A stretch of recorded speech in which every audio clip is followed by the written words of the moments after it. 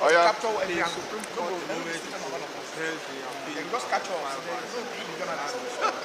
Very well. I'm not sure what exactly. Okay, what the court said today is nothing unusual, because the real issue here is that when they went to Julius Abure and his group went to the Federal High Court, they went and made a claim that they were entitled to be the leaders of the party. Then that judgment was set aside by the Court of Appeal, but in so doing, the Court of Appeal went ahead and declared Abure the national chairman. So when we came to the Supreme Court looked at the cases and said that no, that since the two lower courts have found that the substantive dispute was the issue of leadership of a political party, that they had no jurisdiction to pronounce Abure as national chairman of the party, and that their judgments were not out of jurisdiction, and they set aside the judgment.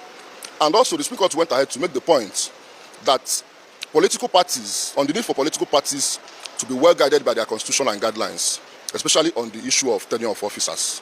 And that Julius Abure's tenure, he has outlived his tenure. So that is the purpose of the judgment.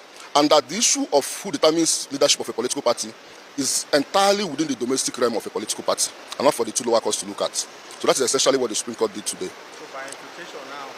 By necessary implication, Julius Abure, from my understanding of the judgment, ceases to be the national chairman of the party, having outlived his tenure under the party's constitution. And the party, it was also before the court, that the party had established and appointed a caretaker committee in his place, so that the two lower courts had no business whatsoever going into the case filed before the two lower courts. So my name is Barrister Chinedu Eze. Thank you very much.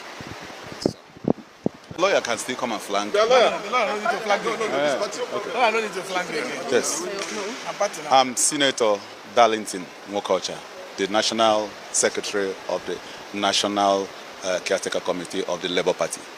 How do you react to the decision of the court? Well, I'm so happy about this landmark judgment. It's something that is quite deserving.